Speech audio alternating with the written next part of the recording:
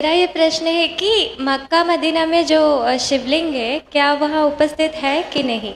क्या वो? Mecca Medina, हाँ, नहीं, उसके लिए उस बारे में क्या पूछ रहे हैं? कि वहाँ शिवलिंग उपस्थित है कि नहीं? कुछ लोग ऐसे बोलते हैं कि वहाँ शिवलिंग, हमारा जो शिवलिंग है वहाँ उपस्थित है। हाँ, ठीक है, वहाँ पर शिवलिंग है। तो वो हमारे भगवान हुए ना, तो मुस्लिम लोग उसको कैसे अपना भगवान मान के उधर रखते हैं? ठीक है, पूजा ही तो कर रहे हैं वो लोग भी। जी। वहाँ हम लोगों को जाने ही नहीं देते, जी। तो इसलिए हम लोग वहाँ जा नहीं सकते हैं। और हमारे जो तौर तरीके हैं, जो विधि है हमारी पूजा की, उस जी। विधि से वहाँ पूजा हम लोग नहीं कर पा रहे हैं।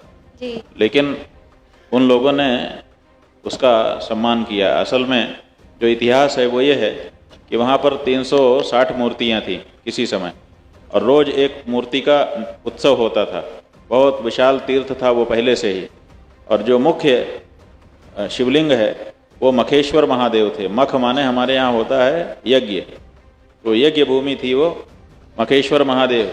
उस मखेश्वर महादेव की पूजा वहाँ मुख्य रूप से होती थी। बाद में जब ये आंदोलन चला, जैसे अपने देश में स्वामी दयानंद एक हो गए, वो हिंदू घर के ही थे और बाद में सन्यासी भी हुए थे, लेकिन उन्होंने मूर्ति पूजा से इनकार कर दिया। उसी तरह से वहाँ पर भी पुजारियों के परिवार का एक लड़का जिसका नाम मोहम्मद था, उसने मूर्ति की पूजा से इनकार कर दिया कि ये नहीं करूँगा।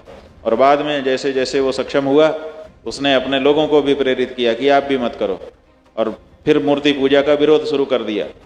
मूर्ति की पूजा का विरोध करने के बाद वहाँ पर लड़ाइयाँ होने लगीं, और फिर कई लड़ाइयाँ हुई।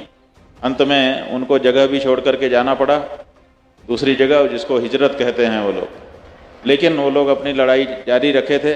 जैसे आर्य समाज आज भी सनातन धर्मियों के साथ लड़ता हुआ दिखाई देता है, बाहर से नहीं आया कोई, अंदर का ही व्यक्ति है, तो वो आज भी लड़ते दिखाई देते हैं। वैसे उनकी लड़ाई तेज हुई और अंत में उन्होंने सारी मूर्तियों को तोड़ दिया।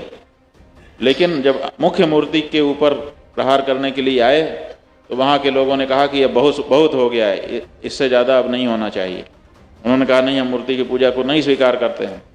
तो उनका बल बढ़ चुका था, तो वहाँ के लोगों ने समझौता कर दिया। उन्होंने कहा कि हम इसके ऊपर कपड़ा ढांक देते हैं, आप इसको ढके में छोड़ दीजिए, माने आप तोड़िए मत और हम पूजना छोड़ दे रहे हैं। तो कपड़े से ढक दिया गया उसको, वही कपड़े से आज भी ढका हुआ है। अब उसकी परिक्रमा लोग करते हैं वहाँ पर जा कर के, और जो उसके कोने पर चांदी के मढ़े हुए स्वरूप में जो संगे अस्वद माने काले पत्थर की मूर्ति है, उस काले पत्थर की मूर्ति को वहाँ जा कर के हम लोग सिर झुकाते हैं, वो उसको चूमते हैं, और उसको चूमने से उनको लगता है कि हमारी यात्रा सफल हुई। तो उसमें इत्र लगाया जाता है, इत्र लेकर के जाते हैं, तो वो सुगंधी द्रव्य है। त्र्यंबकम यजामहे सुगंधिम पुष्टिवर्धनम उर्वारुकमेव वंदनान मृत्योर्मुक्षीयमामृतात्। अमृतत्व की प्राप्ति के लिए भगवान को सुगंधी द्रव्य चढ़ाने का नियम है। वो लोग अभी सुगंधी द्रव्य वहाँ चढ़ा रहे हैं, इसलिए एक तरह से पूजा हो रही है।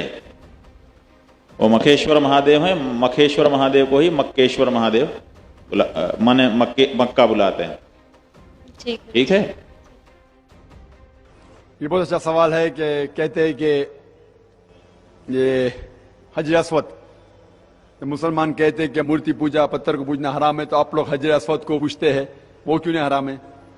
और दूसरा सवाल कि ये हजर अस्वद इन्हों कहते हैं कि शंकर की मूर्ति हम कहते हैं आसमान से है। ये कहते हैं, इसमें कोई तारीख की बात है ही नहीं।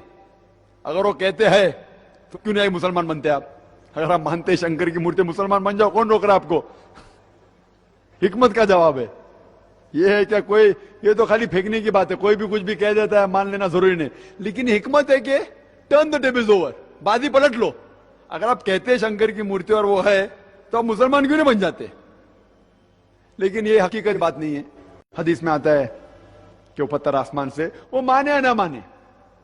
मेन सवाल ये है कि जब इस्लाम बुद्ध परिस्थिति के खिलाफ है, तो हम हजर अस्वद को हम सिजदा करते हैं, हम हजर अस्वद को ही पूछते, तो आप और हम में फर्क क्या है? इसका जवाब है कि हजर अस्वद काबा कोई भी मुसलमान काबा की इबादत नहीं करता है, काबा को नहीं पूछता है, हजर अस्वद को नहीं पूछता है। काबा, हजर अस्वद हमारे लिए किबला है। किबला के मानी डायरेक्शन, किबला है। और हम मुसलमान हमेशा कांग्रीगेशन, एकता में मानते हैं। और कुरान मजीद की आयत है कि आप जहां भी है किबला की तरफ रुख करके नमाज पढ़ो।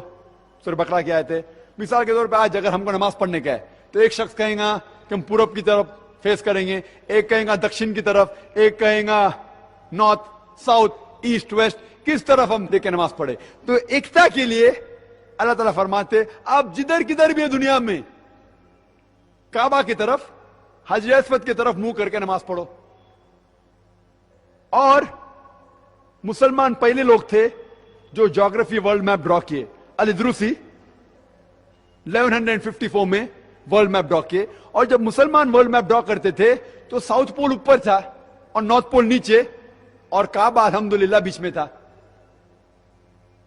उसके बाद वेस्टर्नर्स, यूरोपियन लोग आए और मैप को उल्टा किए, north pole top, south pole down, north pole ऊपर, साउथ पोल नीचे, लेकिन अल्हम्दुलिल्लाह फिर भी काबा बीच में है।